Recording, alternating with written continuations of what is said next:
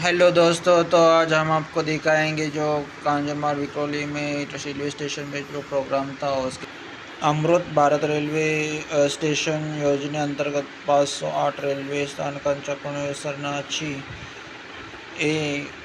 पायाभरणी का नरेंद्र मोदी जी पंतप्रधान अपने यहाँ पे इनके से लाइव कॉन्फ्रेंस के माध्यम से 6 अगस्त को यहाँ पे वीडियो कॉन्फ्रेंस चलने वाला था, तो इसके लिए नियोजन किया था। तो उसके लिए ये प्रोग्राम रखा था। तो ये सब प्रोग्राम यहाँ पे हो रहा था, तो आपके लिए लेके आया हूँ, तो ज़रूर देखना लास्ट तक।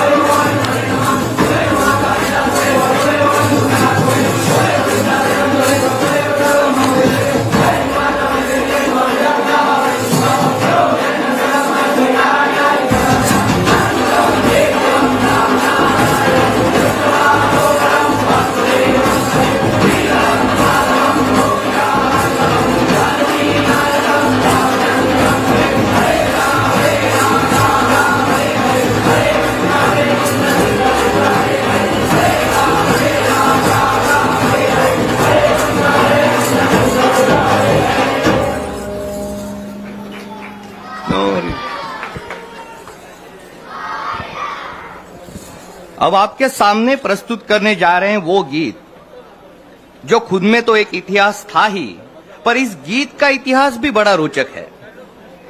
इस गीत के कवि एक दिन माहिम बीच पर टहल रहे थे। समुद्र की लहरों को देखते देखते अचानक उनके मन में इस गीत के शब्द उभर आए। ना उनके पास पेन था ना पेपर। वहीं से गुजर रहे एक इंसान से उन्होंने पेन उधार ली और एक फटे पुराने पेपर पर यह गीत ने जन्म लिया। इन गीतकार ने ठान लिया कि ये गीत लता मंगेशकर ही गाएंगी और संगीत देंगे सी रामचंद्र, क्योंकि लता जी की आवाज में जो फील है और जो न्याय लता दे सकती है वो किसी के और के बस की बात नहीं। जब लता दीदी ने पहली बार इस गाने को सुना तब कहा जाता है कि उसको सुनकर वो रो पड़ी थी। उन्होंने इस गाने को गाने के लिए तुरंत हाँ कर दी, पर एक शर्त रखी कि यह गाना वो गाएंगी अगर गीतकार रिकॉर्डिंग के वक्त रिकॉर्डिंग रूम में ही मौजूद रहेंगे। इसी गाने ने फिर एक इतिहास निर्माण किया।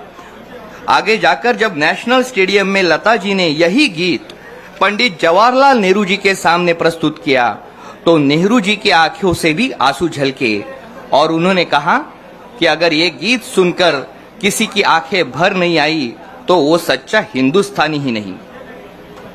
उस गीत के गीतकार थे कवि प्रदीप और गीत के बोल थे, ए मेरे वतन के लोगों जरा आंख में भर लो पानी, जो शहीद हुए हैं उनको जरा याद करो कुर्बानी। इस गीत को आपके सामने प्रस्तुत करेंगी हमारी कलाकारा विद्या करगलीकर जी।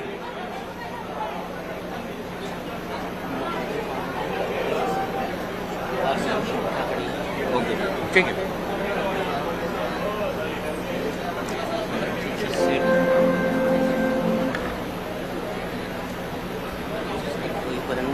बोलत राहायचं तिथे लक्ष। अच्छा, मानाचं थोडं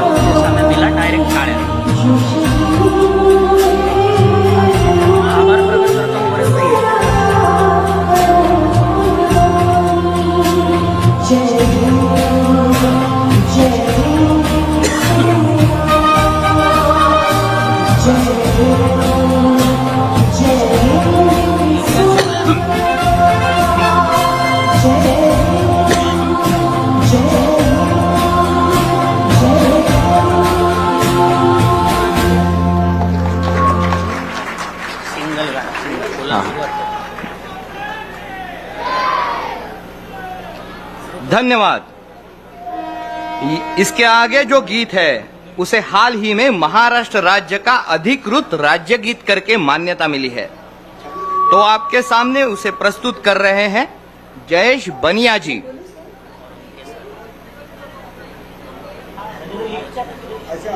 हे गाणं म्हणजे डोळ्यांच्या कडा ओलवणार नाही तर प्रत्येकाची गर्वानं छाती फुगवेल, कारण छत्रपती शिवाजी महाराजांच्या या पावन भूमीचं नाव आहे महाराष्ट्र, आणि महाराष्ट्र म्हणजेच महान राष्ट्र।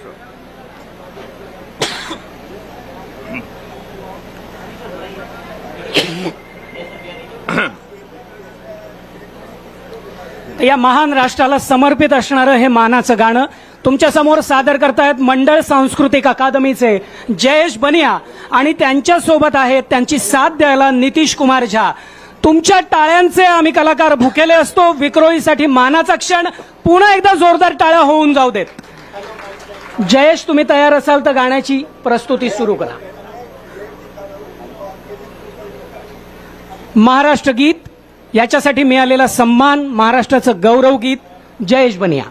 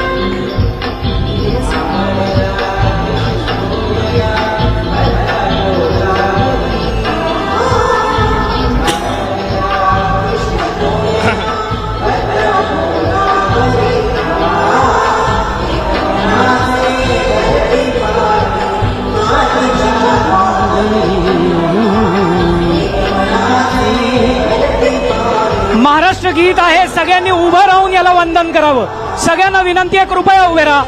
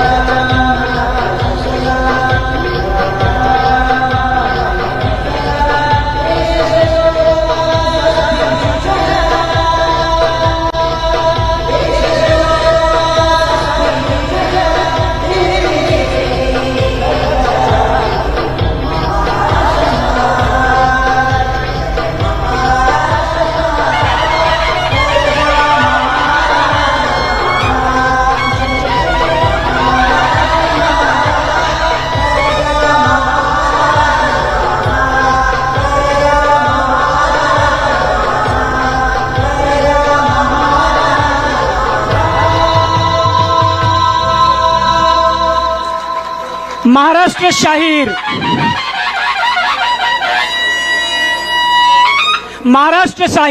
शाहीर सावळ्यांच्या लेखणीतनं उतरलेलं हे महाराष्ट्र गौरव गीत. आता याच निमित्तानं महाराष्ट्राच्या गौरवाचा हा अजून एक क्षण जो विक्रोळी स्थानकात घडतोय. मी आदरणीय मंडल रेल्वे प्रबंधक श्रीमान रजनीश कुमार गोयल साहेबांना विनंती करतो की त्यांनी मान्यवरांना आणि नोडल अधिकारी एडीआरएम सबर्बन साहेबांना विनंती करतो की त्यांनी मान्यवरांना मंचावर आणायचं. पण त्याच्या आधी हे जे महाराष्ट्र गौरव गीत घडलंय त्याचा सुवर्ण योग बघा. 2023 मध्ये याला महाराष्ट्र गौरव गीताचं स्थान मिळालं आणि याच 2023 मध्ये सुशोभीकरण आणि नूतनीकरण प्रकल्प घडतोय. विक्रोळी स्टेशन एका वेगळ्या रूपात, एक वेगळं स्थानक, झगमगणारं अतिशय सुंदर अशी स्टेशन बिल्डिंग, हे सगळं तुमच्या भेटीला येणार आहे. याचा जोरदार टाळ्यांनी विक्रोळीकर म्हणून अभिमान बाळगलाच पाहिजे. जोरदार अभिनंदन करा स्वतःचं, मुंबईचं, रेल्वेचं सुद्धा. नोडल अधिकारी आदरणीय अपर मंडल रेल प्रबंधक जी, इनसे विनती है कि कृपया सारे मान्यवरों को मंच पर लेके आने की कृपा करें. धन्यवाद.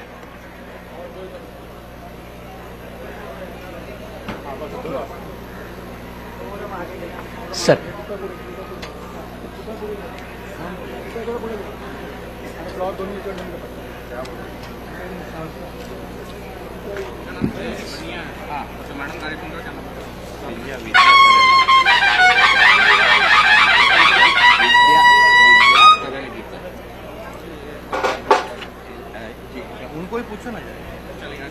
सगळ्या मान्यवरांना विनंती की त्यांनी कृपया स्थान ग्रहण करावं.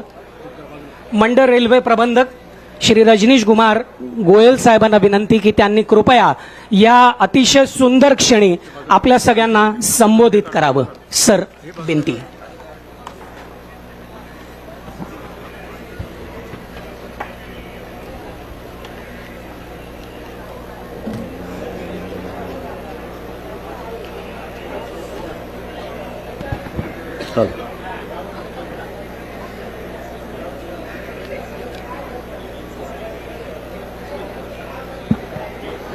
नमस्कार.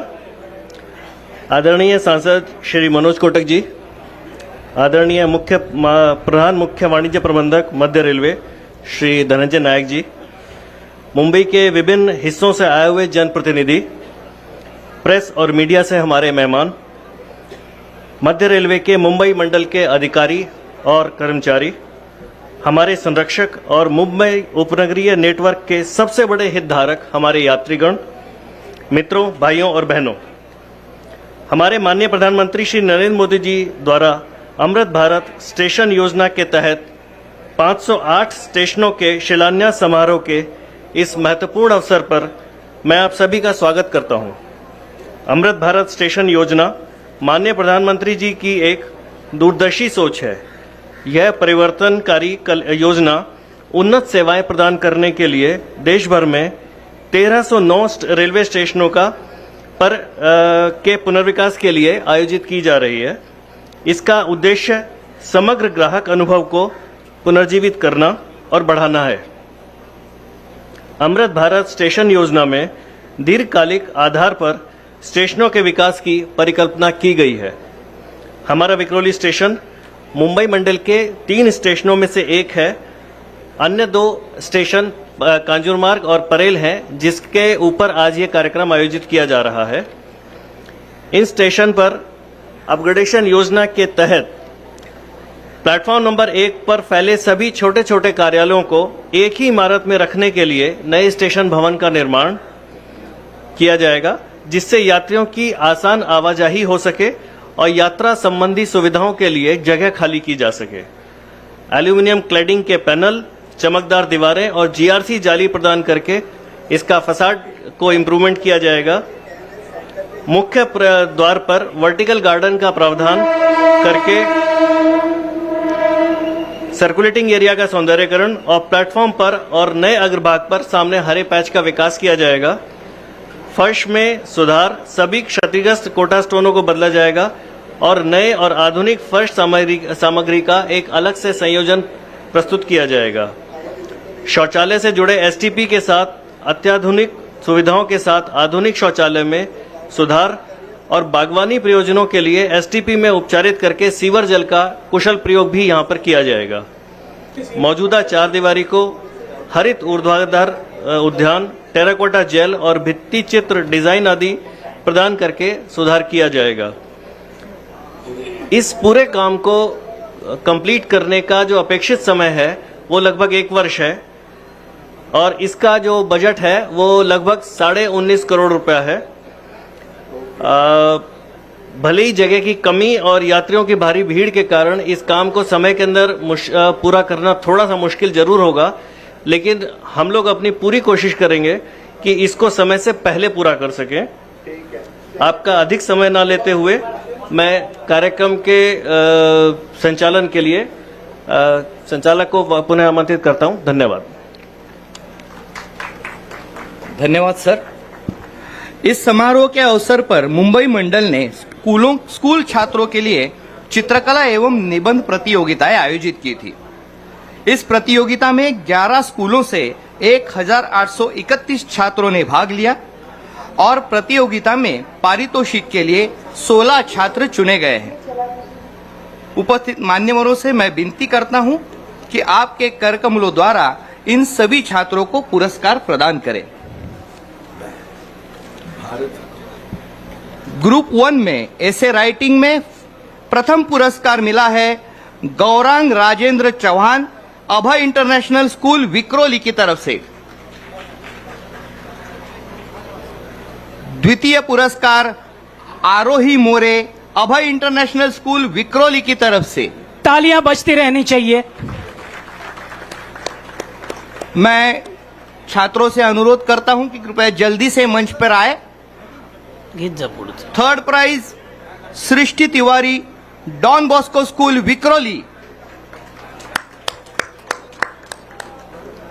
कॉन्सोलेशन प्राइज पूर्वी सुनील खांडेकर, शिवाई विद्या मंदिर Vikhroli.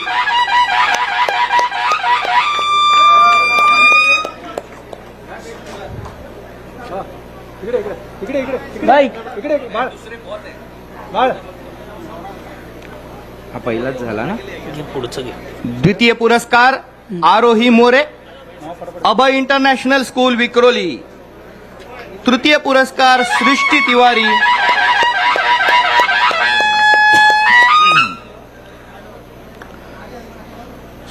Tiwari, Don Bosco school Vikhroli. Consolation prize Purvi Sunil Khandekar, Shivai विद्या मंदिर विक्रोली।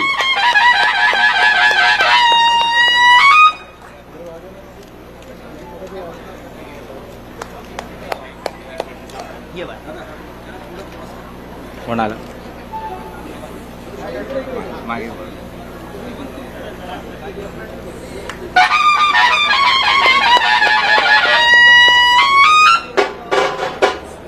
ग्रुप 1 में ड्राइंग कंपटीशन में प्रथम पुरस्कार मिला है पूर्वी पंकज लोके, अभय इंटरनेशनल स्कूल विक्रोली। द्वितीय पुरस्कार रिद्धि रूपेश पडड़, शिवाई विद्या मंदिर विक्रोली। विक्रोळीतील मुलांनी घडवलेले ही चित्र जोरदार टाळ्या सुरू राहू द्यात.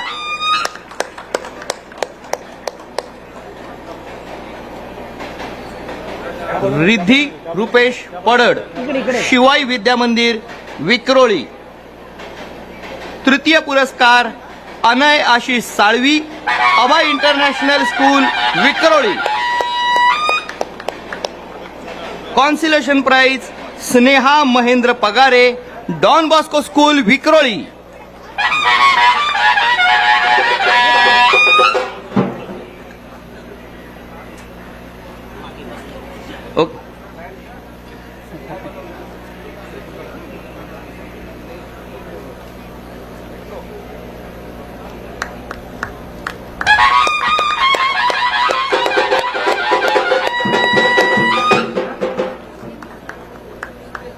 Consolation prize Sneha Mahendra Pagare, Don Bosco school Vikhroli.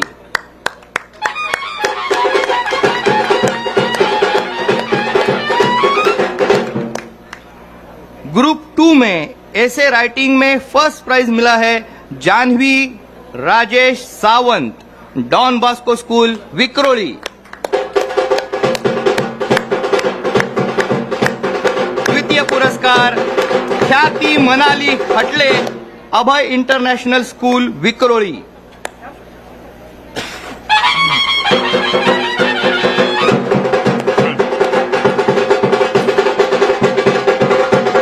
तृतीय पुरस्कार आर्या सतीश घोरपडे, शिवाई मध्य मंदिर, विक्रोळी.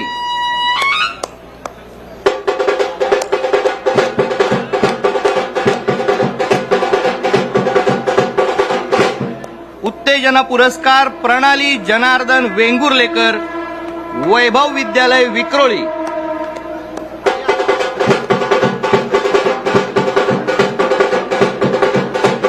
ग्रुप 2 ड्राइंग कंपटीशन में प्रथम पुरस्कार मिला है श्रावणी विलास वळंजू, शिवाई विद्या मंदिर, विक्रोळी.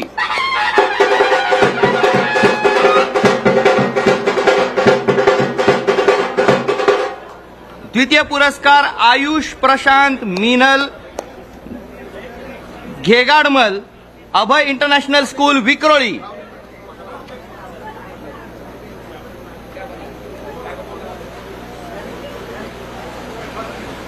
तृतीय पुरस्कार Darshan Gawade, Don Bosco school, Vikhroli.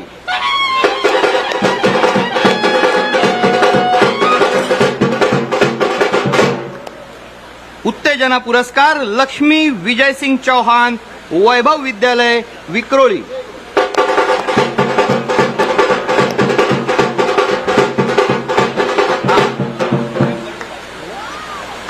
उत्तेजना पुरस्कार लक्ष्मी विजय सिंह चौहान, वैभव विद्यालय, विक्रोळी.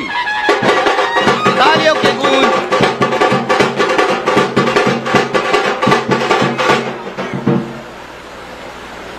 मैं मान्यवर अतिथिगणों से विनती करता हूं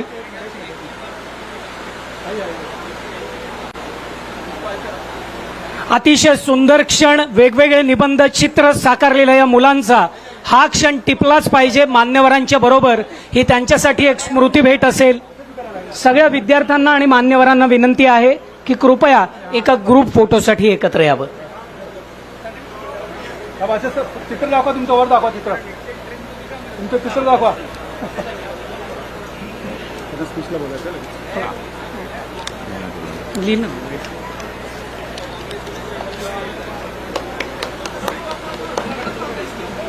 विक्रोळीकर टाळ्यांचा कडकडाट कमी पडतोय. या मुलांचं कौतुक म्हणजे भारताच्या भविष्याचं कौतुक.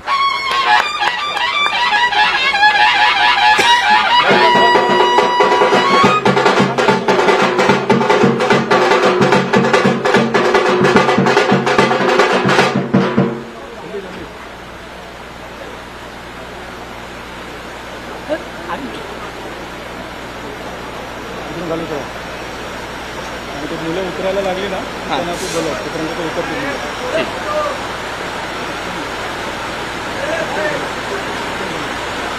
मान्यवरांचे आभार आणि मुलांचं पुन्हा एकदा कौतुक. मुलांना विनंती आहे की कृपया प्रेक्षागारामध्ये आपापलं स्थान घ्यावं. इस कार्यक्रम के अवसर पर उपस्थित हमारे अतिथि माननीय सांसद श्री मनोज कोटक साहेब यांना विनम्र विनंती की त्यांनी या निमित्तानं, अतिशय सुवर्ण क्षणाच्या निमित्तानं आपल्या सगळ्यांना संबोधित करावं. सर.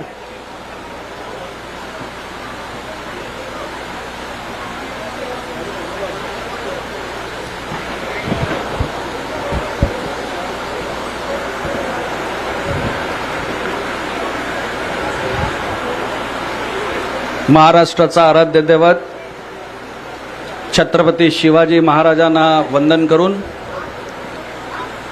परमपूज्य भारतरत्न डॉक्टर बाबासाहेब आंबेडकरांच्या विचारांना अभिवादन करून, या मंचावर उपस्थित मध्य रेल्वेचे मुख्य प्रबंधक Rajneesh Kumar Goyal ji, ADRM Amarendra ji, commercial manager Naik साहेब, या ठिकाणी उपस्थित सर्व जनप्रतिनिधी, मान्यवर, यात्रीगण, विद्यार्थी बालमित्रांनो,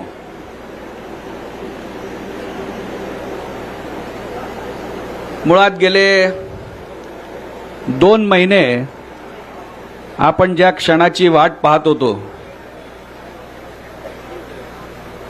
अमृत भारत स्टेशन योजना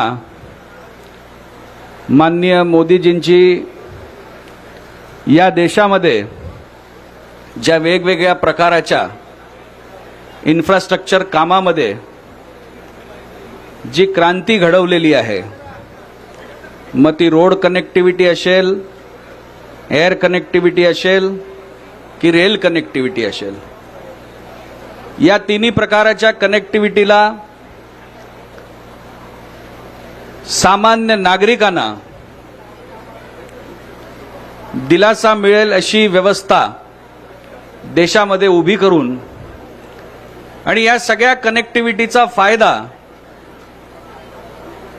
हा सामान्य नागरिकांना मिळेल त्या पद्धतीची इन्फ्रास्ट्रक्चरची कामं वेगवेगळ्या माध्यमाने घेण्याचं गेले 9 वर्ष आपण बघत आहोत की एक आमूलाग्र बदल हा रेल्वेवरती घडला. रेल्वे स्थानकांची स्वच्छता आपण बघितली असेल की गेल्या 9 वर्षामध्ये आपले रेल्वे स्थानक अधिक स्वच्छ, अधिक सुंदर, अधिक देखणे झाले. पण मुळात यात्रिकांना येण्या-जाण्यासाठी प्लॅटफॉर्मचा वापर अधिक प्रमाणात व्हावा, त्यासाठी वेगवेगळ्या स्थानकांवरून आणि किंवा भारतामधील सर्वात जास्त वर्दळ असलेल्या मुंबई सबर्बन रेल्वेच्या प्रत्येक स्थानकाची अवस्था ही काही ठिकाणी रेल्वेच्या ऑफिसनी व्यापलेली असते, काही ठिकाणी कॅन्टीनचे स्टॉलनी व्यापलेली असते आणि त्यामुळे गर्दीच्या वेळेस यात्रिकांना या जागेचा उपयोग करता येत नाही किंवा प्लॅटफॉर्म हे छोटे पडू राहिले. आणि त्यामुळे गेल्या 9 वर्षाचा कार्यकाळ जर मोदी सरकारचा बघितला तर आपल्याला माहित असेल की जनतेला आवश्यक असलेल्या कुठल्याही गोष्टीवरती सरकारचं लक्ष गेलं नाही किंवा सरकारने लक्ष दिलं नाही असं घडलेलं नाही. आणि त्यामुळे आज एक ऐतिहासिक सुवर्ण क्षण, भारतीय रेल्वेच्या इतिहासामध्ये कधीच न घडलेली घटना म्हणजे 508 रेल्वे स्थानकांचं अमृत भारत योजनेमध्ये पायाभरणीचा कार्यक्रम माननीय पंतप्रधानांच्या हस्ते थोड्या वेळात होणार आहे. 508 रेल्वे स्टेशनवरती कोट्यावधी रुपये खर्च करून यात्री सुविधा वाढवणं, यात्रींना चांगली सुविधा देणं, एस्केलेटर लावणं, लिफ्ट लावणं, मोठे प्लॅटफॉर्म करणं, आहे त्या प्लॅटफॉर्मला सुरेख करणं, चांगले छप्पर देणं, मध्य भागामध्ये चांगले पुलांचं निर्माण करणं, एवढंच नव्हे पण हे सगळे ऑफिसेस एका ठिकाणी आणून एक चांगलं स्टेशन भवन करणं, जेणेकरून प्लॅटफॉर्म मोकळे व सुटसुटीत होतील, अशा पद्धतीचं कार्य करण्याचं आजच्या ह्या पूर्ण अमृत भारत स्टेशन योजनेच्या पायाभरणीमध्ये ठरलेलं आहे. आपल्याला आणखीन आनंद होईल की या ठिकाणी आपल्या मतदारसंघामध्ये मैं मंडल प्रबंधक जी, मोदी जी के साथ साथ मध्य रेलवे का भी आभार मानता हूं कि आपने हमारे 3 स्टेशन ये अमृत भारत योजना के अंदर लिए और वो 3 स्टेशन में से 2 पे आज से काम का प्रारंभ कर रहे हैं. मध्य रेलवे ने जो टोटल स्टेशन लिए उसमें मुंबई सबर्बन के अंदर मध्य रेलवे के कांजूरमार्ग, विक्रोली और विद्याविहार, इन 3 स्टेशनों का समावेश है.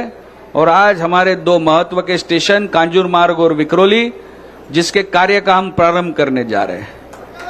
इस क्षेत्र में कांजूरमार्ग और विक्रोली में पिछले कई वर्षों में जनसंख्या बढ़ी है और सभी जनप्रतिनिधियों का, नागरिकों की संस्था का यह मानना था कि ये स्टेशन अपग्रेडेड होने चाहिए। इन स्टेशनों पे अद्ययावत सुविधा मिलनी चाहिए और आज के प्रयत्न के कारण हमारे दो महत्व के स्टेशन न केवल सुंदर और अच्छे बनेंगे, लेकिन यात्रियों के लिए नागरिक सुविधा भी भर भर के स्टेशनों पे मिलेगी। अच्छे टॉयलेट होना इन स्टेशनों की आवश्यकता रही। दुर्भाग्यपूर्ण 9 साल पहले अच्छे टॉयलेट की व्याख्या न राज्यकर्ता जानते थे, न रेलवे के अधिकारी जानते थे। लेकिन पिछले 9 साल में आपने देखा होगा कि अद्ययावत टॉयलेट्स, स्वच्छता, इन सभी चीजों के ऊपर बहुत सारा भार दिया गया। मैं इसके साथ साथ मध्य रेलवे के महाप्रबंधक जी का और एक बार अभिनंदन करूंगा। आपको पता होना चाहिए कि जून और जुलाई में वैसे मुंबई में बड़े पैमाने पे बारिश होती है और इस साल आपने देखा होगा कि रिकॉर्ड ब्रेक पैमाने पे बारिश हुई, लेकिन एक इंसिडेंट छोड़ दिया तो कहीं पे ट्रैक पे जल भराव नहीं हुआ। इसका सारा श्रेय भी मध्य रेलवे को इस साल जाता है। इस साल बारिश ज्यादा हुई, रिकॉर्ड आंकड़ों के साथ बारिश हुई, लेकिन इस बारिश के अंदर आधुनिक तरीके की ड्रेनेज की निकासी, और अभी अभी प्रबंधक गोयल साहब ने मुझे बताया, मैंने उनसे पूछा तो 1 फीट के ऊपर भी ट्रैक पे पानी अगर भरा है, लेकिन मध्य रेलवे की ट्रेनें चलते रही। उन्होंने एक भारत में नए इनोवेशन, यानी ट्रैक के ऊपर जहां ट्रैक चेंज करने वाली मशीन होती है, उसको प्लास्टिक से अच्छे तरीके से कवर करने का एक नया इनोवेशन किया।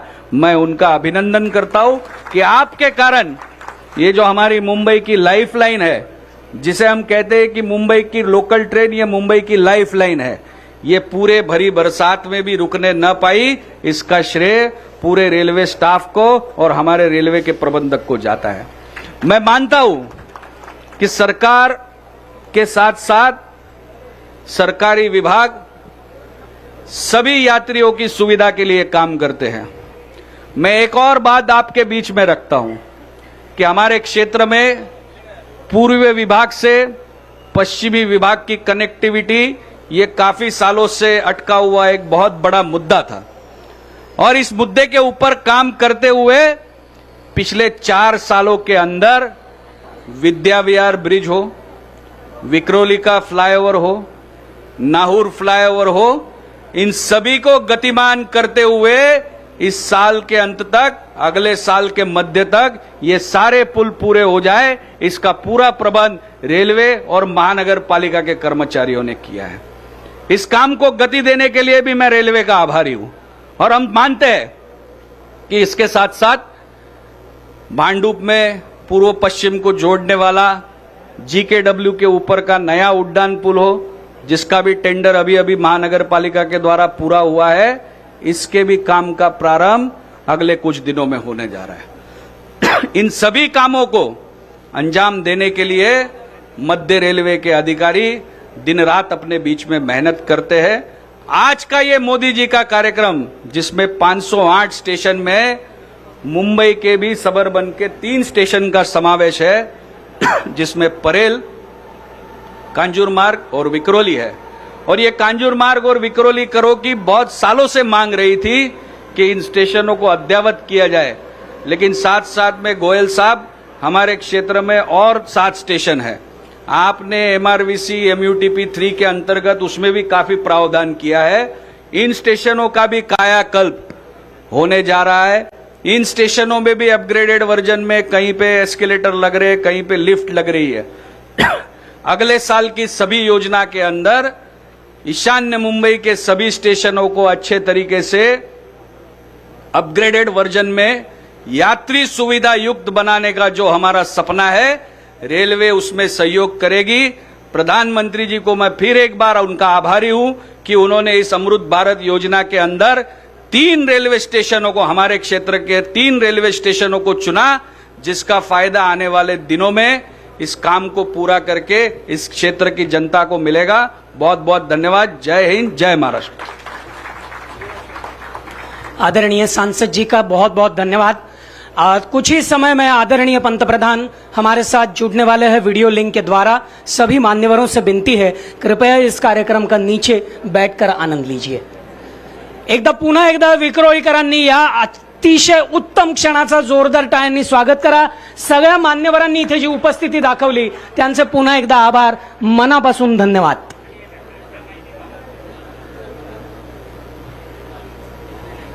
मुंबई महाराष्ट्राची राजधानी आणि देशाच्या वाढत्या अर्थव्यवस्थेचा केंद्रबिंदू, ज्याची जीवनरेखा तिथल्या लोकल ट्रेन्सच नाही तर भारतीय रेल्वेद्वारे संपूर्ण देशाला जोडून घेणारं रेल्वे नेटवर्क पण आहे।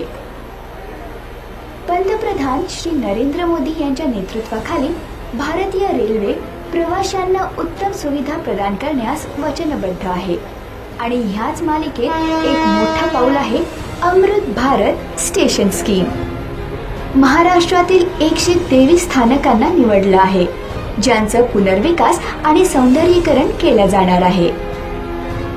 मुंबई विभागातील 3 स्थानके परळ, कांजूरमार्ग आणि विक्रोळी या अमृत यात्रेचा भाग असणार आहेत। परळ रेल्वे स्थानक लाखो रुग्ण उत्तम उपचारासाठी, अभ्यासासाठी Tata cancer hospital, KEM hospital, Wadia hospital, Gandhi TB हॉस्पिटलमध्ये येतात आणि मागील काही वर्षांपासून परळ कॉर्पोरेट्स किंवा IT इंडस्ट्रीसाठी एका हबच्या रूपात पुढे येत आहे।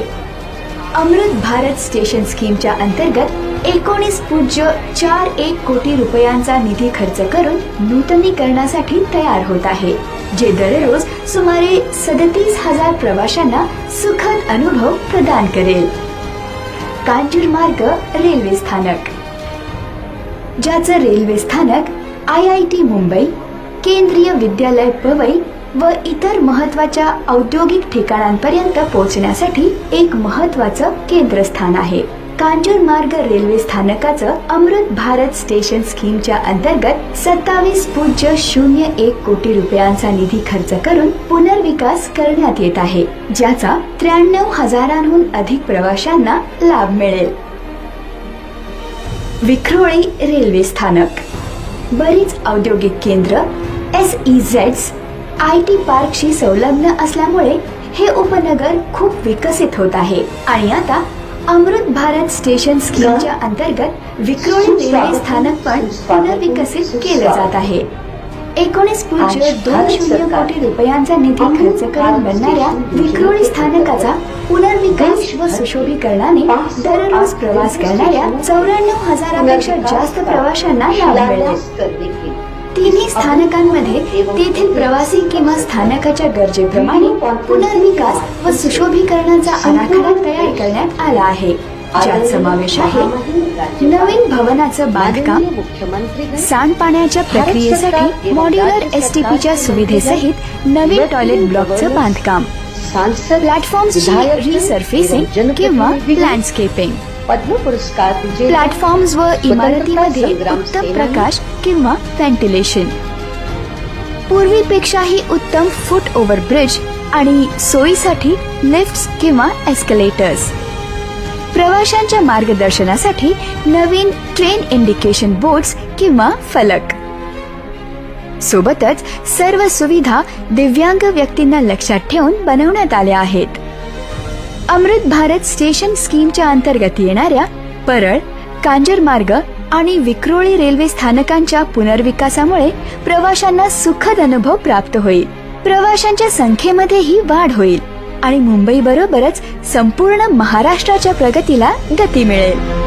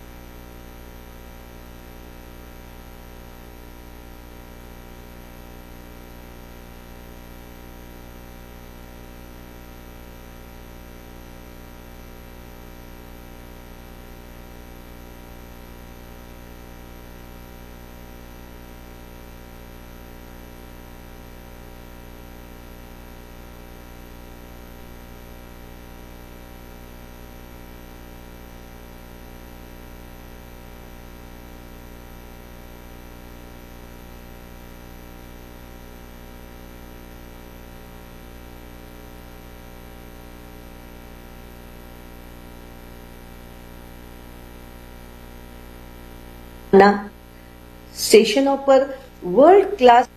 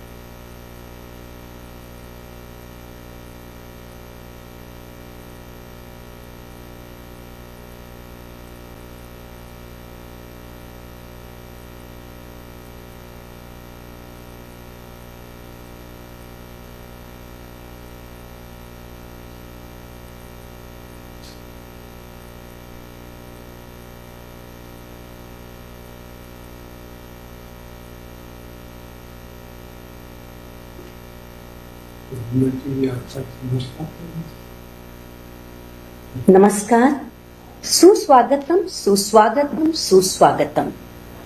अपने दूरदर्शी एवं अभिनव सुस्वागतम सुस्वागतम। अपने दूरदर्शी एवं अभिनव दृष्टिकोण से भारत को नई ऊंचाइयों पर ले जाने के लिए सतत प्रयत्नशील परम आदरणीय प्रधानमंत्री जी, आपके द्वारा विकसित भारत निर्माण के संकल्प को सिद्ध करने की दिशा में अमृत भारत स्टेशन योजना के अंतर्गत रेलवे स्टेशनों को पुनर्विकसित कर उनका कायाकल्प किया जा रहा है और इसी क्रम में आज पूरे भारतवर्ष में 508 रेलवे स्टेशनों के पुनर्विकास की आधारशिला रखी जा रही है। इस कार्यक्रम को प्रारंभ करने के लिए मैं सर्वप्रथम माननीय रेल संचार इलेक्ट्रॉनिक्स एवं सूचना प्रौद्योगिकी मंत्री श्री अश्विनी वैष्णव जी से स्वागत संबोधन के लिए अनुरोध करती हूँ। परम आदरणीय प्रधानमंत्री श्री नरेंद्र मोदी जी, देश के विभिन्न राज्यों से जुड़े माननीय राज्यपाल एवं माननीय मुख्यमंत्री महोदय, केंद्रीय मंत्रिमंडल और विभिन्न राज्यों की मंत्री महोदय, माननीय सांसद, माननीय विधायक महोदय, उपस्थित पद्म पुरस्कार से सम्मानित महानुभाव, अध्यापकगण, छात्र, स्पोर्ट्स पर्सन्स और समाज के विभिन्न क्षेत्रों से जुड़े प्रबुद्ध नागरिक और मीडिया के सभी साथी, आप सबका इस ऐतिहासिक समारोह में हार्दिक स्वागत करता हूं।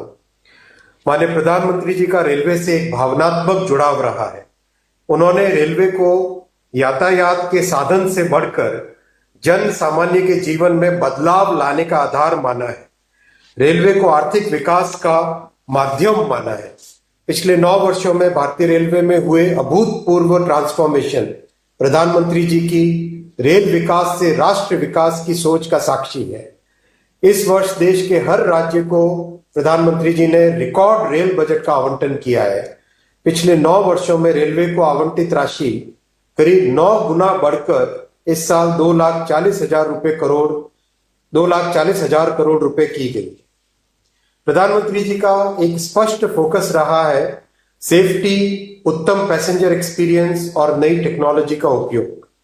चाहे जम्मू कश्मीर में आज विश्व का सबसे ऊंचा रेलवे आर्च ब्रिज बन रहा हो, कोलकाता में हुगली नदी के नीचे मेट्रो बनने का काम हो, देश में चल रही 50 वंदे भारत सर्विसेज का काम हो, या फिर तेजी से बन रहे मुंबई से अहमदाबाद बुलेट ट्रेन प्रोजेक्ट का काम हो, प्रधानमंत्री जी के नेतृत्व में इन सब प्रोजेक्ट्स की देश भर में चर्चा है।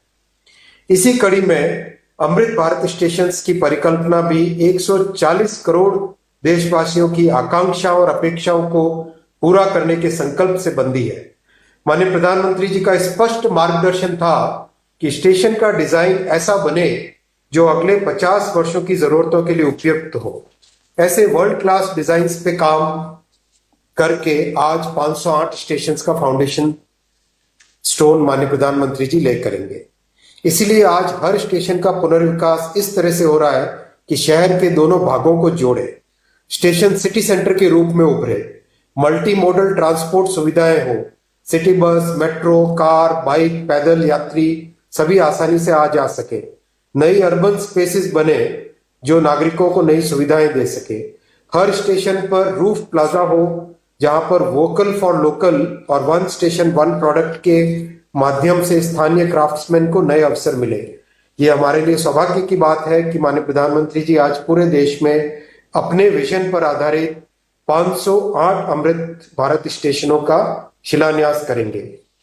सबका साथ, सबका विकास, सबका विश्वास और सबका प्रयास के मूल मंत्र पर आधारित ये नए स्टेशन सभी नागरिकों को डिग्निटी ऑफ ट्रैवल प्रदान करेंगे। कुल 24,500 करोड़ रुपए की लागत से बन रहे इन स्टेशनों पर बच्चे, माताएं, वरिष्ठ नागरिक, दिव्यांगजन, इन सब की जरूरतों को ध्यान में रखकर सुविधाएं दी जाएंगी। इतना ही नहीं, स्टेशन भवनों का डिजाइन स्थानीय संस्कृति और विरासत से प्रेरित होगा। माननीय प्रधानमंत्री जी का सदैव मार्गदर्शन रहता है कि विरासत भी विकास भी। आज भारत में वर्ल्ड क्लास इंफ्रास्ट्रक्चर का निर्माण हो रहा है। देश के कोने कोने तक कनेक्टिविटी को बढ़ाने के लिए रोडवेज, रेलवेज, एयरवेज, हाईवेज और वाटरवेज का विस्तृत नेटवर्क बन रहा है।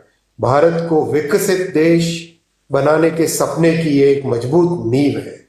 इस बड़े बदलाव के पीछे प्रधानमंत्री जी की दूरगामी सोच है।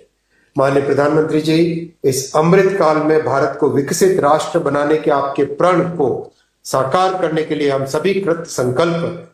21वीं सदी के भारत की विकास यात्रा को आगे बढ़ाने के लिए हम सभी तैयार हैं।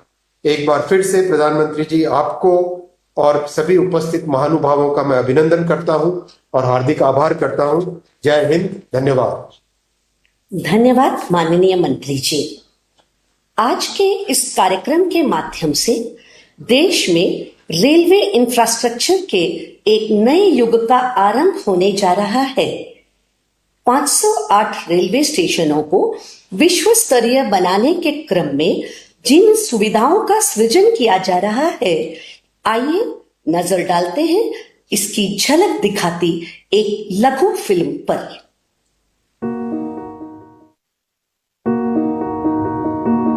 मैं भारत का रेलवे स्टेशन, गरीब, मिडिल क्लास, साधारण लोग मेरे मेहमान होते हैं।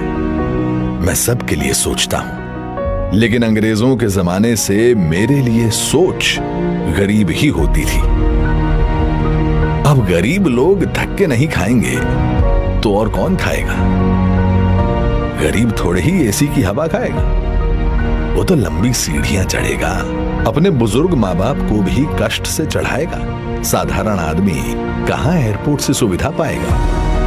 भले मैं देश की अर्थव्यवस्था का बहुत बड़ा इंजन हूं, लेकिन मॉडर्न बड़ा इंफ्रास्ट्रक्चर तो बड़े लोगों के लिए बनेगा। देश का साधारण आदमी तो स्टेशनों पर पार्किंग से लेकर हर चीज के लिए धक्के ही खाएगा। चलो मान लो रेलवे स्टेशनों का उत्थान भी होगा, तो वो भी केवल मुंबई, दिल्ली में होगा। कहां छोटे शहरों के स्टेशनों का नंबर लगेगा? भारत के रेलवे स्टेशनों की ये कड़वी हकीकत होती थी, पर इस स्थिति को बदलने का बीड़ा उठाया हमारे प्रधानमंत्री नरेंद्र मोदी जी ने। स्वयं बचपन में रेलवे स्टेशन पर चाय बेचकर पिता का हाथ बटाने वाले बालक ने देश के हर आम नागरिक के लिए एक बड़ा सपना देखा, भारत के रेलवे स्टेशनों की काया पलट का। देश के 3 रेलवे स्टेशनों को बदलकर ये यात्रियों के सामने नए भारत की संकल्प शक्ति दिखा चुके हैं। गांधीनगर का कैपिटल स्टेशन, भोपाल का रानी कमलापति स्टेशन और बेंगलुरु का सर एम विश्वेश्वरैया स्टेशन। इसी राह पर पूरे देश के 508 रेलवे स्टेशनों का पुनर्विकास होने जा रहा है। देखिए इस नक्शे को। देश भर में आकांक्षाओं तक पहुंचेगी ये क्रांति, जो कि प्रेरणा होगी अमृत काल में हर क्षेत्र के बाकी स्टेशनों के लिए।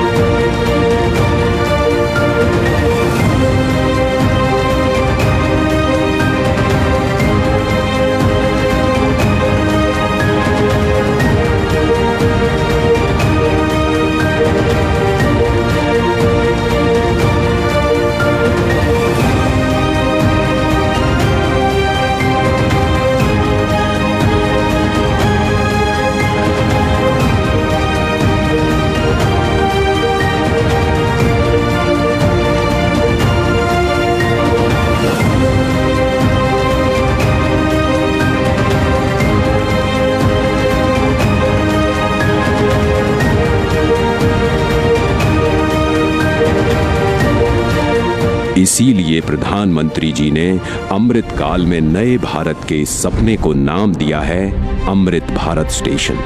भारत की महानता, समानता और आधुनिकता का प्रतीक। सपना बड़ा तो फंड भी बड़ा। जो रेलवे बजट 2014 में 65,000 करोड़ का हुआ करता था, वो आज है 2,40,000 करोड़ का, जिसमें से 508 स्टेशनों के पुनर्विकास के लिए दिए जा रहे हैं लगभग 25,000 करोड़। लक्ष्य यही है कि सामान्य यात्रियों को बेहतर सुविधा मिले, काम के लिए आना जाना आसान हो। पता है, अन्य देशों की तरह हमारे देश के रेलवे स्टेशन केवल रेलवे स्टेशन नहीं होते। यहाँ इमोशन भी है, यादें भी, ठिठोलियां भी और राहत भी। सांस्कृतिक आदान प्रदान के केंद्र भी होते हैं हमारे स्टेशन। इतनी महान संस्कृति एवं वास्तुकला को अब प्रदर्शित करेंगे हमारे नए अमृत रेलवे स्टेशन, ताकि यहाँ खींचे जाने वाली हर सेल्फी के साथ भारत और जुड़े और जिए और खिले। ऐसे शानदार स्टेशन पहले लोग विदेशों में ही देखते थे, अब भारत में भी ऐसे स्टेशन बन रहे हैं।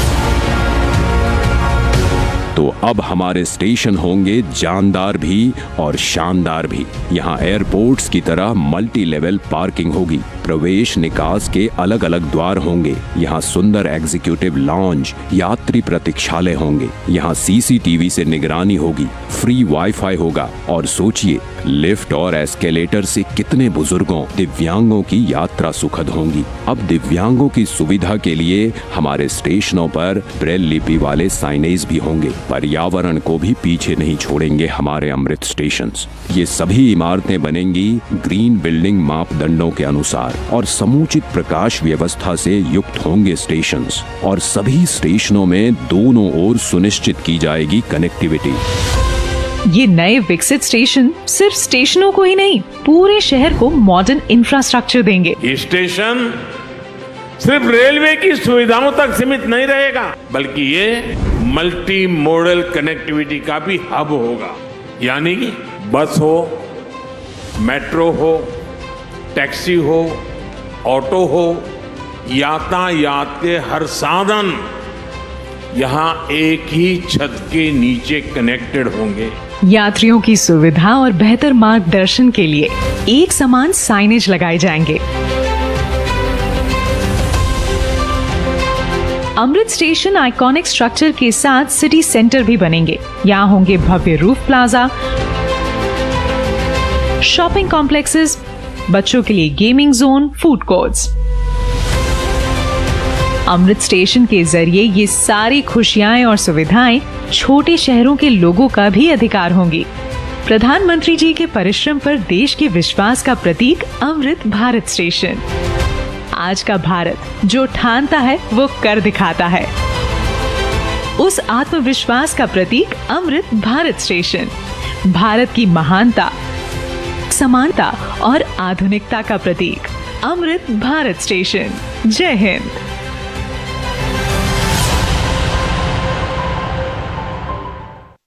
प्रधानमंत्री जी से आग्रह करती हूँ कि वे रिमोट का बटन दबाकर 508 अमृत भारत स्टेशनों के पुनर्विकास का शिलान्यास करें।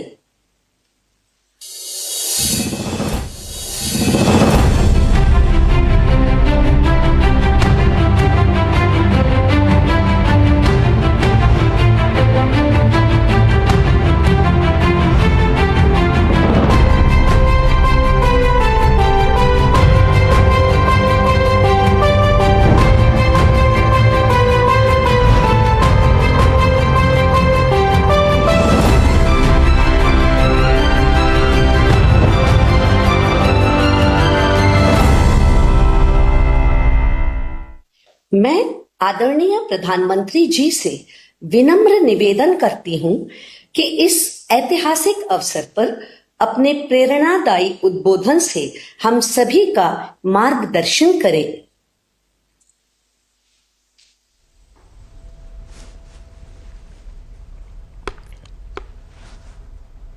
नमस्कार। देश के रेल मंत्री श्री अश्विनी वैष्णव जी कार्यक्रम में देश के कोने कोने से जुड़े केंद्रीय मंत्रिमंडल के अन्य सदस्य, विभिन्न राज्यों के गवर्नर, मुख्यमंत्रीगण, राज्य मंत्रिमंडल के मंत्रीश्री, सांसदगण, विधायकगण, अन्य सभी महानुभाव और मेरे प्यारे भाइयों और बहनों, विकसित होने के लक्ष्य की तरफ कदम बढ़ा रहा भारत अपने अमृत काल के प्रारंभ में है।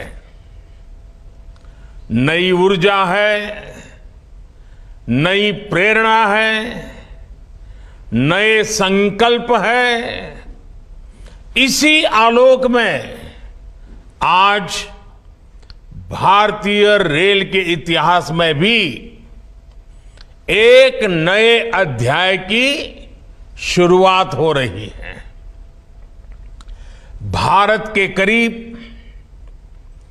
1300 प्रमुख रेलवे स्टेशन अब अमृत भारत रेलवे स्टेशन के तौर पर विकसित किए जाएंगे। उनका पुनर्विकास होगा, आधुनिकता के साथ होगा। इसमें से आज 508 अमृत भारत स्टेशनों के पुनर्निर्माण का काम शुरू हो रहा है और इन 508 अमृत भारत स्टेशन के नवनिर्माण पर करीब 25,000 करोड़ रुपए खर्च किए जाएंगे। आप कल्पना कर सकते हैं, ये देश के इंफ्रास्ट्रक्चर के लिए, रेलवे के लिए और सबसे बड़ी बात है मेरे देश के सामान्य नागरिकों के लिए ये कितना बड़ा अभियान होने वाला है। इसका लाभ देश के लगभग सभी राज्यों को मिलेगा। जैसे यूपी में इसके लिए करीब 4,500 करोड़ रुपए के खर्च से 55 अमृत स्टेशन को विकसित किया जाएगा। राजस्थान के भी 55 railway station Amrit Bharat station बनेंगे। एमपी में 1,000 करोड़ रुपए के खर्च से 34 स्टेशन का कायाकल्प होने वाला है। महाराष्ट्र में 44 स्टेशन के विकास के लिए 1,500 करोड़ रुपए से ज्यादा खर्च होंगे। तमिलनाडु, कर्नाटका और केरला के भी प्रमुख स्टेशंस को अमृत भारत स्टेशन के रूप में विकसित किया जाएगा। मैं अमृत काल के प्रारंभ में इस ऐतिहासिक अभियान के लिए रेल मंत्रालय की सराहना करता हूं और सभी देशवासियों को बधाई देता हूं। साथियों, आज पूरी दुनिया की दृष्टि भारत पर है। वैश्विक स्तर पर भारत की साख बढ़ी है। भारत को लेकर दुनिया का रवैया बदला है और इसकी दो प्रमुख बातें हैं, दो मुख्य वजह हैं। पहली, आप देशवासी, भारत के लोगों ने करीब 3 दशक बाद, 30 साल बाद देश में पूर्ण बहुमत की सरकार बनाई। वो पहली वजह। और दूसरी वजह है पूर्ण बहुमत की सरकार उसी स्पष्टता के साथ जनता जनार्दन की उनकी भावना का आदर करते हुए बड़े बड़े निर्णय लिए, चुनौतियों के स्थायी समाधान के लिए अविरत काम किया। आज भारतीय रेलवे भी इसका प्रतीक बन चुकी है। बीते वर्षों में रेलवे में ही जितना काम हुआ है उसके आंकड़े, उसकी जानकारी हर किसी को प्रसन्न भी करती है, हैरान भी कर देती है। जैसे दुनिया में south Africa, Ukraine, Poland, UK और स्वीडन जैसे देशों में जितना रेल नेटवर्क है उससे ज्यादा रेल ट्रैक हमारे देश में इन 9 वर्षों में बिछाए गए हैं। आप कल्पना करिए स्केल। साउथ कोरिया, न्यूजीलैंड और ऑस्ट्रेलिया जैसे देशों का जितना रेल नेटवर्क है उससे ज्यादा ट्रैक भारत ने अकेले पिछले साल बनाए हैं। 1 साल में भारत में आज आधुनिक ट्रेनों की संख्या भी तेजी से बढ़ रही है। आज देश का लक्ष्य है कि रेलवे की यात्रा हर यात्री के लिए, हर नागरिक के लिए सुलभ भी हो और सुखद भी हो। अब ट्रेन से लेकर स्टेशन तक आपको एक बेहतर, एक उम्दा से उम्दा एक्सपीरियंस देने का प्रयास है। प्लेटफॉर्म्स पर बैठने के लिए बेहतर सीटें लग रही हैं, अच्छे वेटिंग रूम बनाए जा रहे हैं। आज देश के हजारों रेलवे स्टेशनों पर मुफ्त वाईफाई की सुविधा है। हमने देखा है इस मुफ्त इंटरनेट का कितने ही युवाओं ने लाभ उठाया है। पढ़ाई करके वो अब बहुत कुछ अपने जीवन में सिद्धियां प्राप्त कर चुके हैं। साथियों, ये इतनी बड़ी सिद्धियां हैं, जिस प्रकार से रेलवे में काम हुआ है, किसी भी पीएम का मन कर जाएगा कि इनका जिक्र 15 अगस्त को लाल किले से करें। और जब 15 अगस्त सामने है तो मन बहुत ही लालायित होता है कि उसी दिन इसकी चर्चा करूं।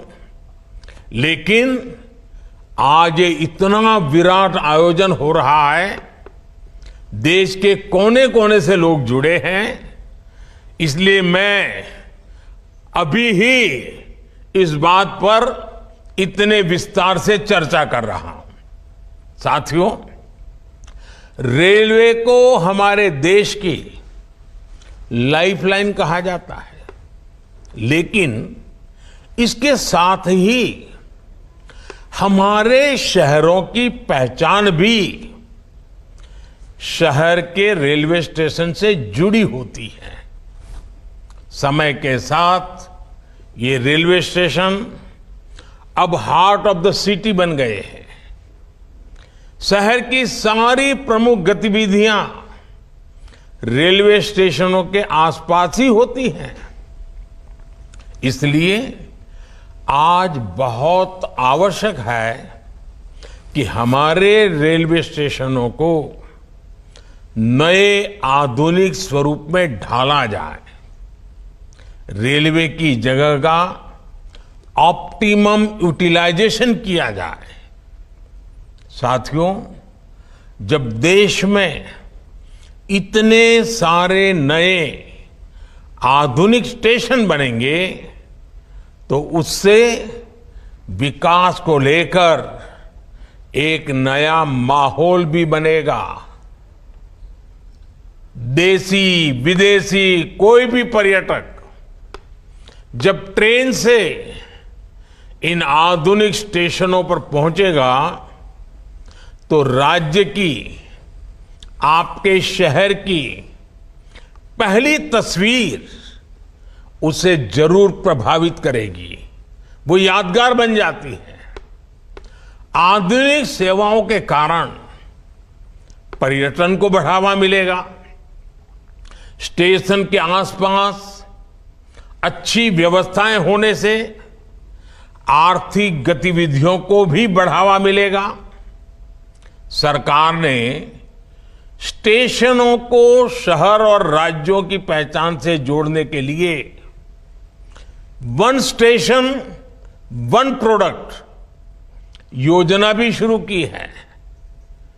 इससे पूरे इलाके के लोगों को, कामगारों और कारीगरों को फायदा होगा, साथ ही जिले की ब्रांडिंग भी होगी। साथियों, आजादी के अमृत काल में देश ने अपनी विरासत पर गर्व का भी संकल्प लिया है। ये अमृत रेलवे स्टेशन उसके भी प्रतीक बनेंगे, हमें गर्व से भर देंगे। इन स्टेशंस में देश की संस्कृति और स्थानीय विरासत की झलक दिखेगी। जैसे जयपुर रेलवे स्टेशन में हवा महल, आमेर फोर्ट जैसी राजस्थान की धरोहरों की झलक होगी। जम्मू कश्मीर का जम्मू तवी रेलवे स्टेशन प्रसिद्ध रघुनाथ मंदिर से प्रेरित होगा। नागालैंड के दिमापुर स्टेशन पर वहां की 16 जनजातियों की लोकल वास्तुकला दिखाई देगी। हर अमृत स्टेशन शहर की आधुनिक आकांक्षाओं और प्राचीन विरासत का प्रतीक बनेगा।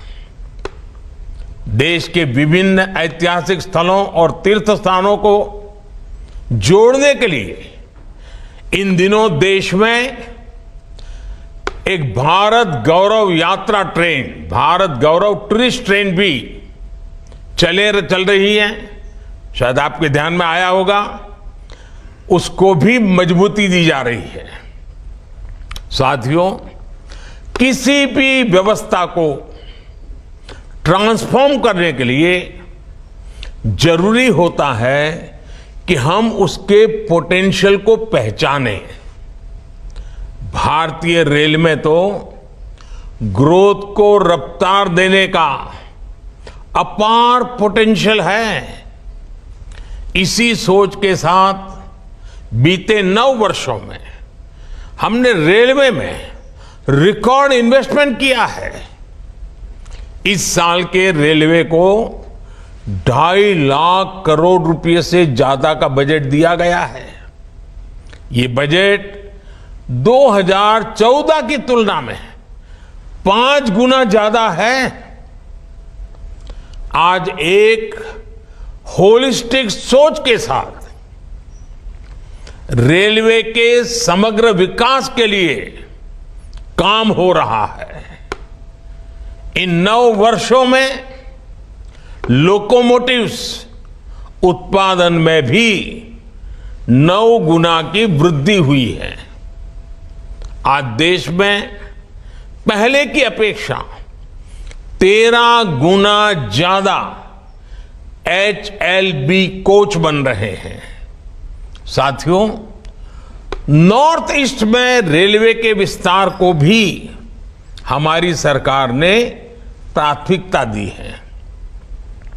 रेलवे लाइनों का दोहरीकरण हो, गेज परिवर्तन हो, इलेक्ट्रिफिकेशन हो, नए रूट्स का निर्माण हो, इस पर तेजी से काम किया जा रहा है। जल्द ही पूर्वोत्तर के सभी राज्यों की राजधानियां रेलवे नेटवर्क से जुड़ जाएगी। नागालैंड में 100 साल बाद दूसरा रेलवे स्टेशन बना है।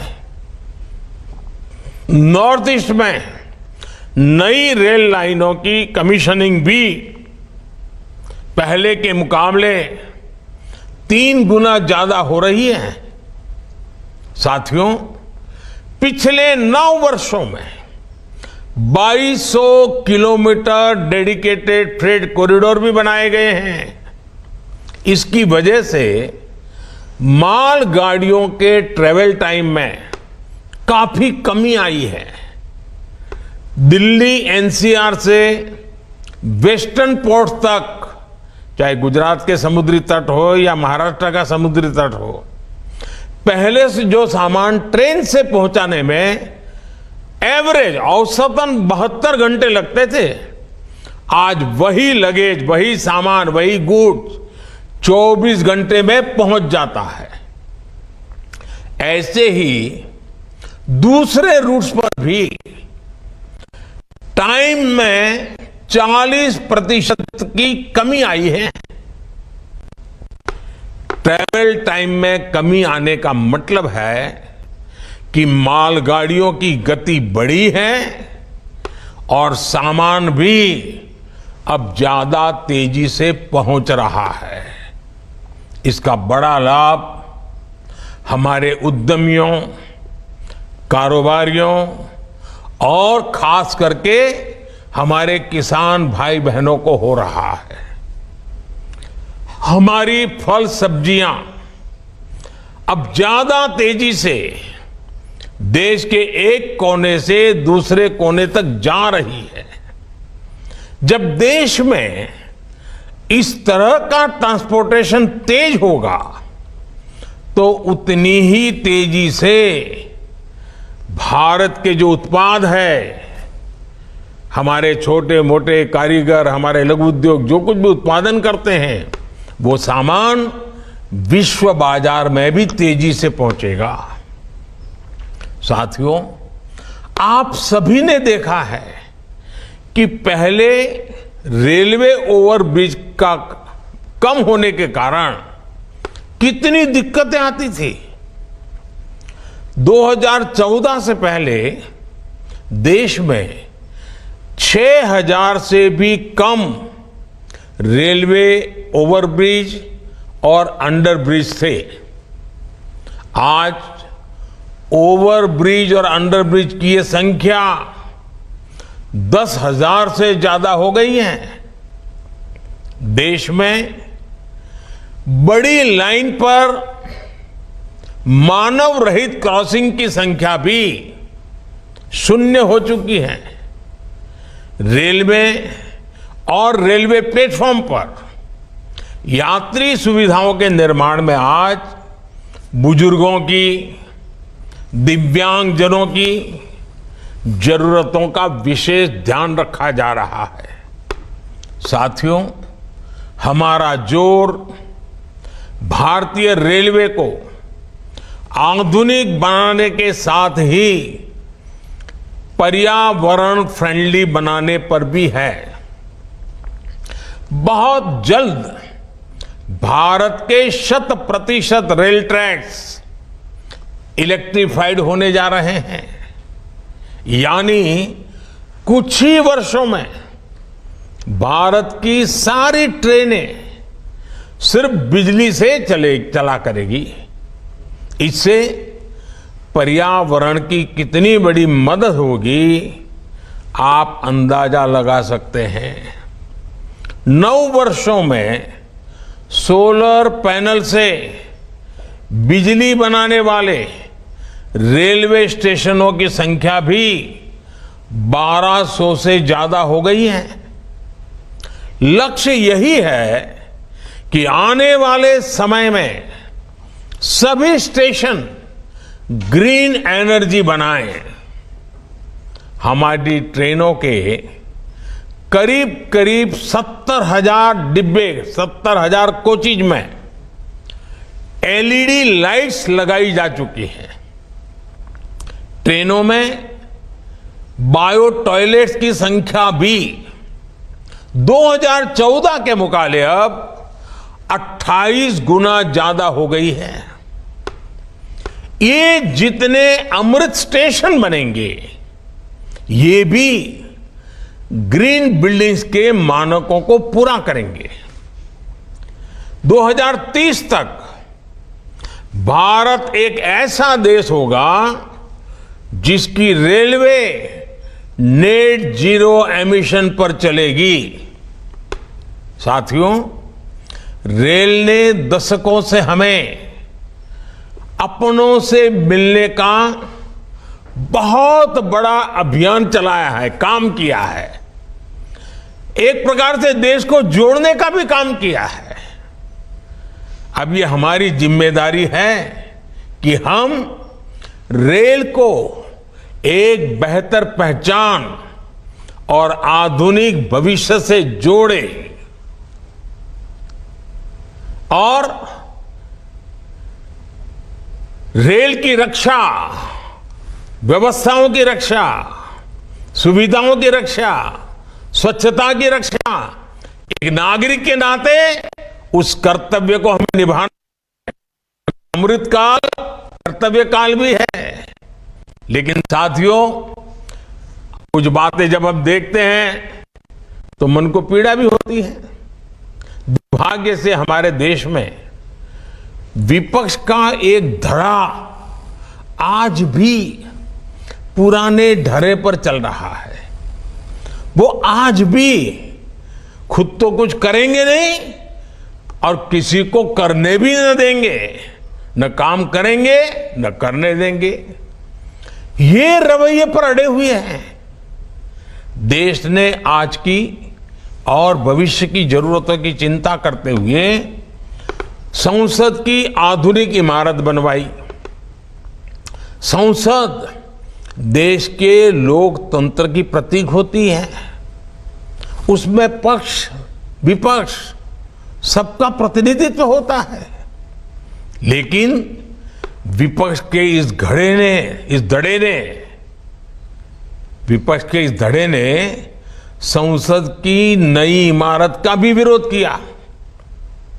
हमने कर्तव्य पथ का विकास किया तो उसका भी विरोध किया गया। इन लोगों ने 70 साल तक देश के वीर शहीदों के लिए वॉर मेमोरियल तक नहीं बनाया।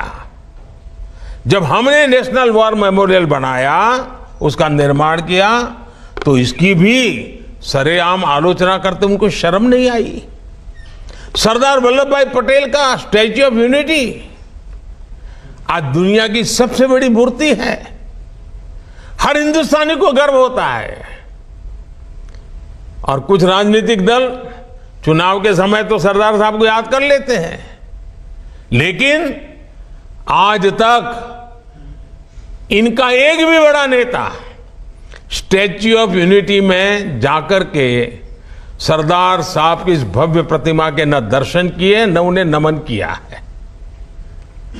लेकिन साथियों, हमने देश के विकास को इस सकारात्मक राजनीति से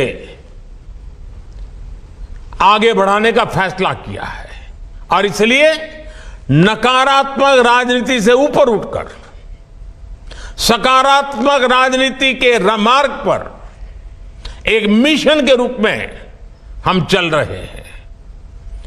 किस राज्य में किसकी सरकार है, कहां किसका वोट बैंक है, इस सब से ऊपर उठकर हम पूरे देश में विकास को सर्वोच्च प्राथमिकता दे रहे हैं।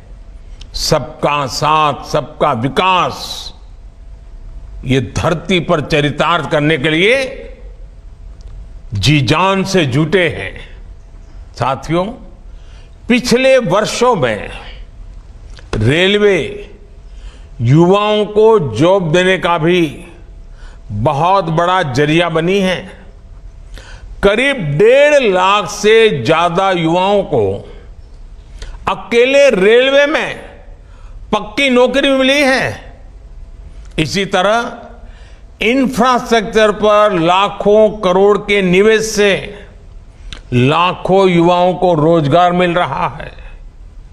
इस समय केंद्र सरकार 10 लाख युवाओं को नौकरी देने का अभियान भी चला रही है। रोजगार मेलों में लगातार युवाओं को नियुक्ति पत्र मिल रहे हैं। ये बदलते भारत की वो तस्वीर है जिसमें विकास युवाओं को नए अवसर दे रहा है और युवा विकास को नए पंख लगा रहे हैं। साथियों, आज इस कार्यक्रम में बहुत सारे स्वतंत्रता सेनानी हमें आशीर्वाद देने के लिए उपस्थित हैं। कई पद्म सम्मान प्राप्त महानुभाव भी इस कार्यक्रम की शोभा बढ़ा रहे हैं।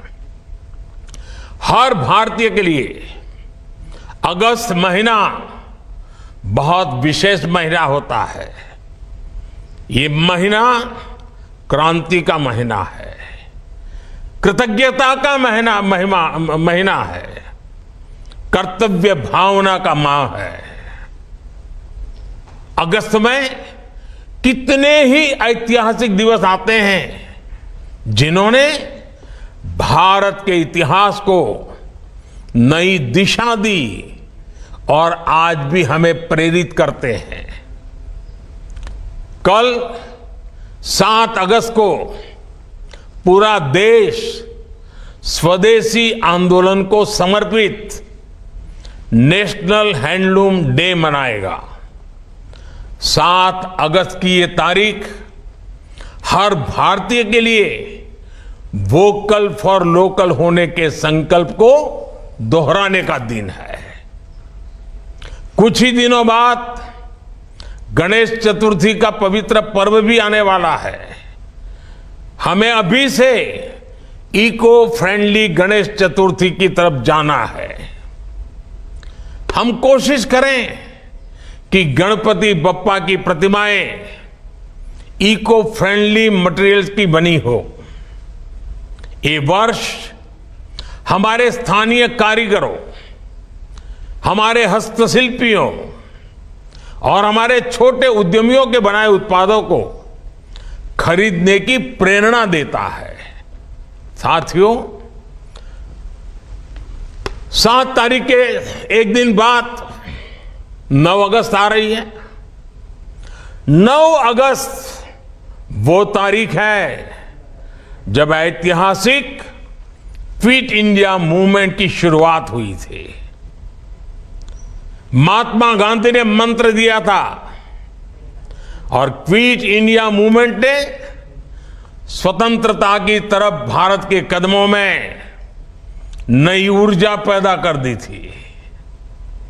इसी से प्रेरित होकर आज पूरा देश हर बुराई के लिए कह रहा है क्विट इंडिया। चारों तरफ एक ही गूंज है, करप्शन क्विट इंडिया, यानी भ्रष्टाचार इंडिया छोड़ो। डायनेस्टी क्विट इंडिया, यानी परिवारवाद इंडिया छोड़ो। अपीजमेंट क्विट इंडिया, यानी तुष्टीकरण इंडिया छोड़ो।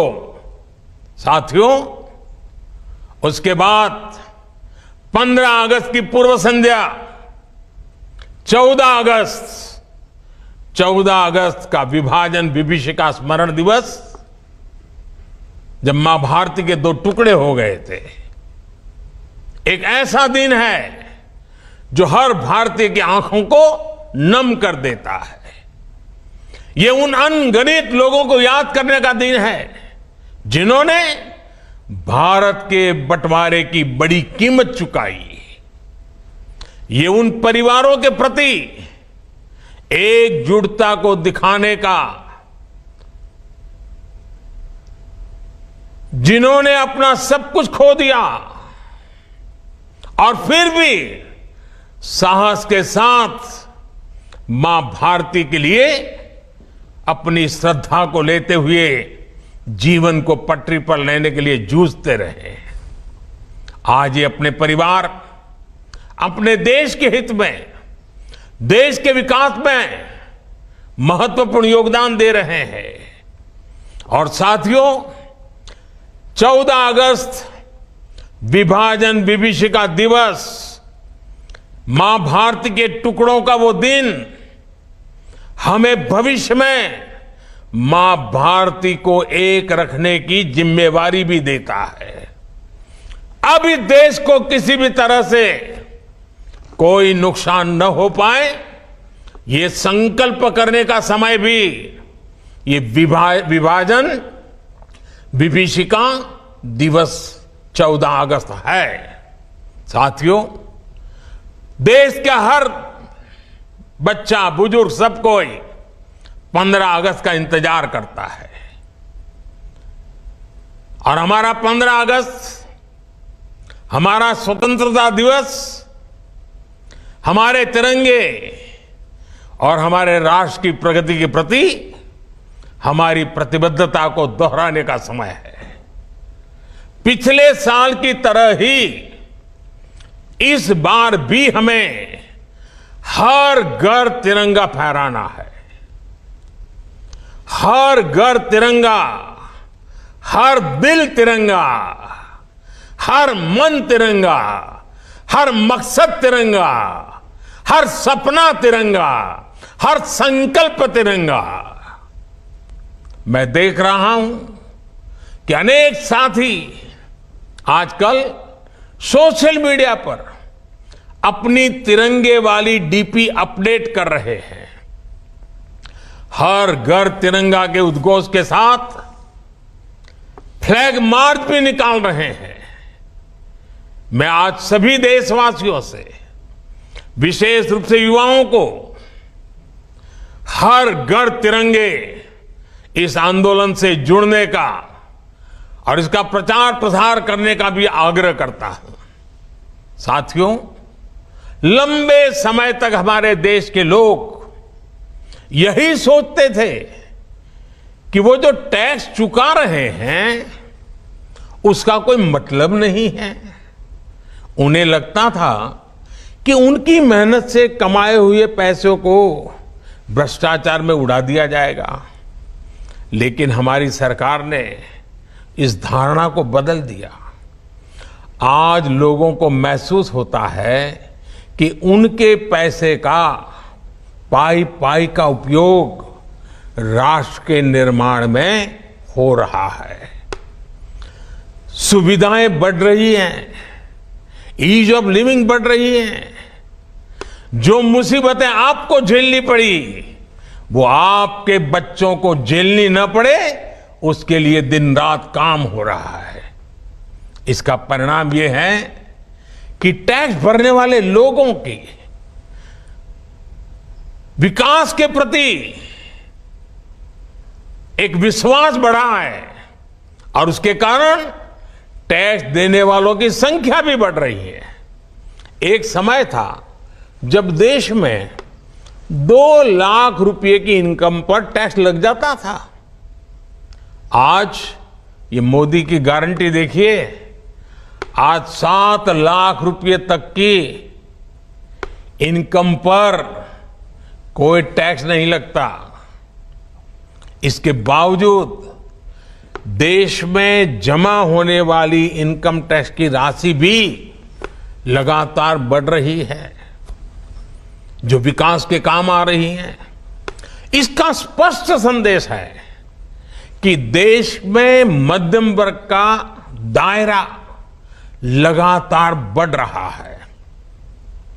अभी 5 दिन पहले ही इनकम टैक्स रिटर्न भरने की आखिरी तारीख गुजरी है। इस साल हमने देखा है कि इनकम टैक्स रिटर्न भरने वालों की संख्या 16% बढ़ी है। ये दिखाता है कि लोगों का देश की सरकार पर, देश में हो रहे नवनिर्माण पर और विकास की कितनी जरूरत है, इस बात पर भरोसा कितना बढ़ रहा है। लोग आज देख रहे हैं कि देश में किस तरह रेलवे का कायाकल्प हो रहा है, मेट्रो का विस्तार हो रहा है। लोग आज देख रहे हैं कि देश में किस तरह एक के बाद एक नए एक्सप्रेसवे बनाए जा रहे हैं।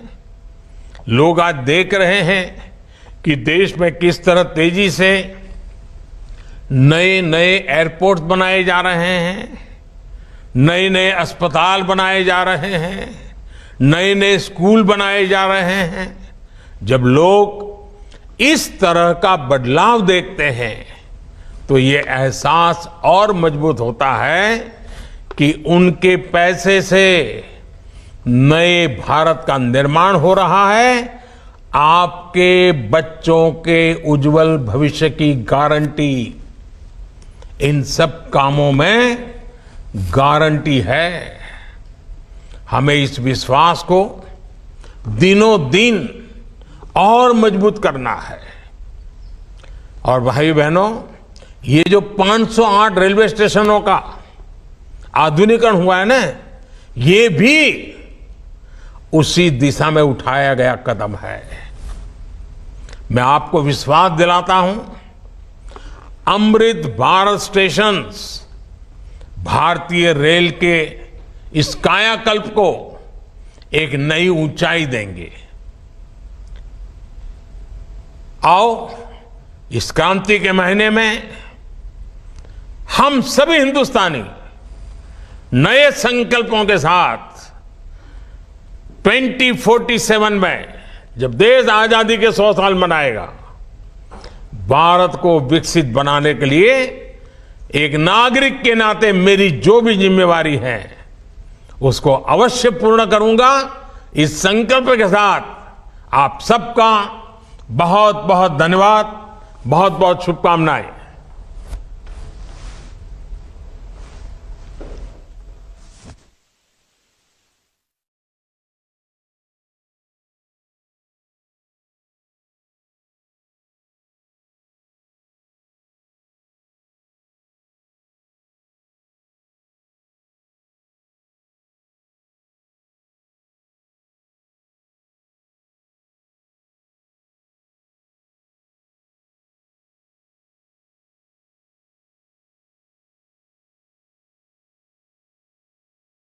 में विभिन्न स्कूलों से शामिल विद्यार्थीगण, प्रेस मीडिया के प्रतिनिधिगण और आप सभी देशवासियों को भारतीय रेल की ओर से हार्दिक धन्यवाद देती हूँ। और इसके साथ ही हमारा आज का कार्यक्रम यहाँ समाप्त होता है। नमस्कार। नोडल अधिकारी अपर मंडल रेल प्रबंधक उपनगरीय श्री अमेंद्र सिंह सर जी से विनती है कि कृपया मान्यवरों का आभार प्रकट करें। सर।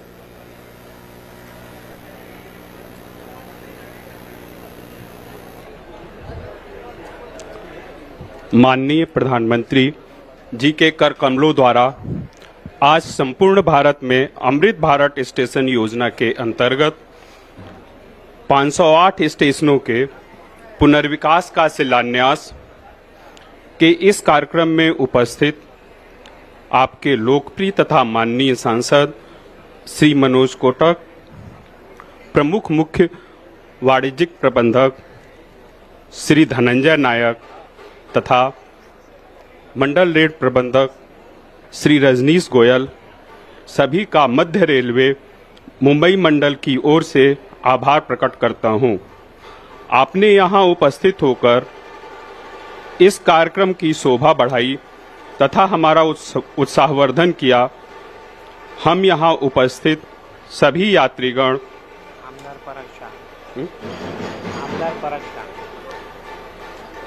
मैं यहाँ उपस्थित आमदार श्री पराग शाह, उनका भी स्वागत करता हूँ।